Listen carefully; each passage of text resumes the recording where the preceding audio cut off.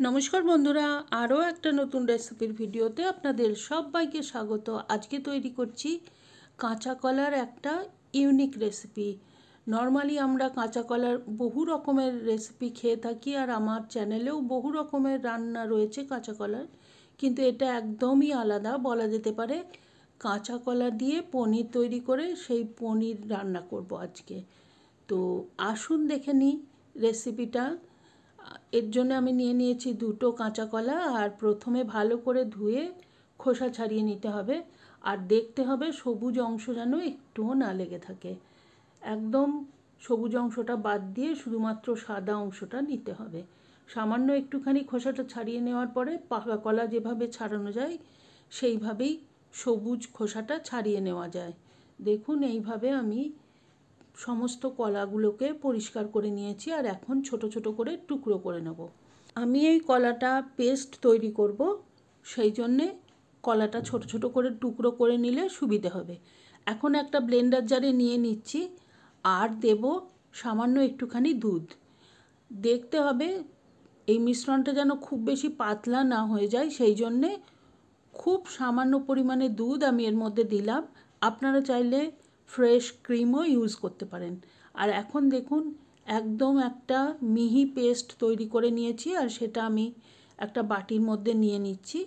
এর মধ্যে আমি দিয়ে দিচ্ছি 1 টেবিল চামচ কর্নফ্লাওয়ার, আর 3 টেবিল চামচ মতো গুঁড়ো দুধ, আর সামান্য প্রয়োজন মতো লবণ। গুঁড়ো দুধটা একটু বেশি দিলেই ভালো, তাতে করে এই জিনিসটা খেতে ভালো হবে। আর এখন খুব ভালো করে মিশিয়ে নিয়েছি। প্রথম দিকে একটু শুকনো শুকনো মনে হলেও পরে কিন্তু এটা বেশ পাতলা হয়ে যায়।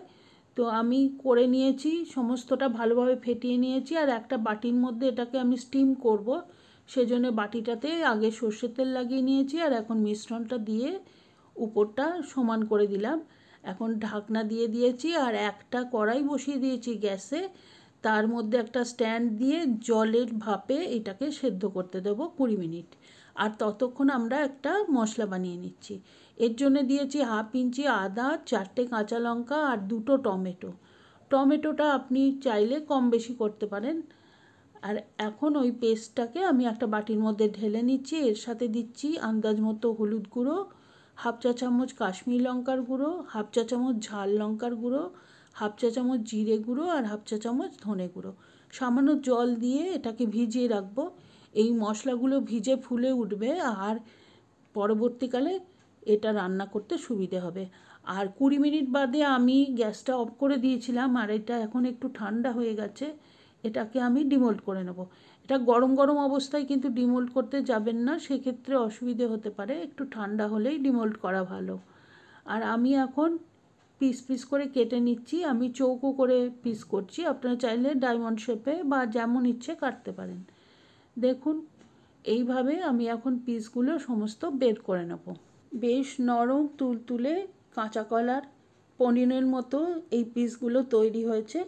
আর যেহেতু দুধ আছে আর মিল্ক পাউডার আছে, তো খেতেও ভালো হয়। আর দেখুন, পরিষ্কারভাবে সমস্ত পিসগুলো বেরিয়ে গেছে। এখন আমি কড়াইতে সাদা তেল গরম করতে দিয়েছি। আপনারা চাইলে সামান্য একটু ঘিও মিক্স করতে পারেন। আর এই কাঁচা কলার পিসগুলো এখানে দিয়ে ভেজে নেব। যেহেতু এটার মধ্যে গুঁড়ো দুধ আছে, তো একটুখানি ভাজতে ভাজতেই দেখবেন লালচে দাগ চলে আসবে।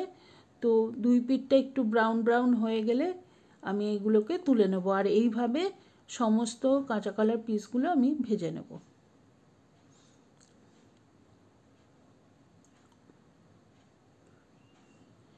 আর এখন কড়াইতে ওই তেলেই দিয়ে দেবো 1 চা চামচ গোটা জিরে, আর একটা তেজপাতা। একটুখানি সময় ফোড়নটা ভেজে নেব। 20-25 সেকেন্ড ভাজা হয়ে গেলে দিয়ে দিচ্ছি 2টো মিডিয়াম সাইজের আলু, চৌকো করে কেটে রেখেছিলাম সেটা। আমি এখানে আলু দিয়ে তরকারিটা রান্না করছি। আপনারা চাইলে শুধুমাত্র কাঁচা কলার ওই পনির বানিয়েও তরকারি রান্না করতে পারেন। দিয়ে দিয়েছি আন্দাজ মতো লবণ, আর আলুটা খুব ভালো করে ভেজে নেব। দেখুন, আলুটা এখন প্রায় পুরোটাই সেদ্ধ হয়ে গেছে। এখন দিয়ে দিচ্ছি যে ভিজিয়ে রেখেছিলাম মশলা, সেটা।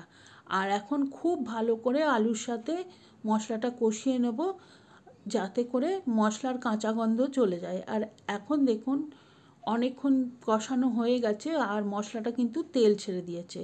এই মুহূর্তে আমি দিয়ে দেবো ব্লেন্ডারটার ধোয়া কিছুটা জল। জলটা দিয়ে আমি ঢাকনা দিয়ে বাকি যেটুকু আলু এখনও সেদ্ধ হতে বাকি সেটা সেদ্ধ হতে দিয়েছি। 5-7 মিনিট বাদে ঢাকনা খুলেছে আর এখন আলু একদমই সেদ্ধ হয়ে গেছে। ভেজে রাখা কাঁচা কলার পিসগুলো এর মধ্যে দিয়ে দিলাম আর খুব ভালো করে মিশিয়ে নেব আর ফুটিয়ে নেব যাতে কাঁচা কলার পিসগুলোর মধ্যে ঝোল ঢুকে যায় এবং মশলা এবং সমস্ত ফ্লেভার চলে আসে। দিয়ে দিয়েছি সামান্য একটুখানি চিনি, যাদের পছন্দ না তারা চিনিটা স্কিপ করতে পারেন। আর দিয়েছি কিছুটা গরম মশলার গুঁড়ো এবং একটুখানি ঘি। এই ঘি এবং গরম মশলার গন্ধে এই রান্নাটা অসাধারণ হয়ে উঠবে। আপনারা বাড়িতে অবশ্যই ট্রাই করবেন। সব কিছু মিশিয়ে আমি ঢাকনা দিয়ে গ্যাসটা অফ করে 10 মিনিট স্ট্যান্ডিং টাইমে রাখার পরে পরিবেশন করে দেবো। গরম ভাত হোক বা লুচি, রুটি, পরোটা সবের সাথেই ভালো লাগে।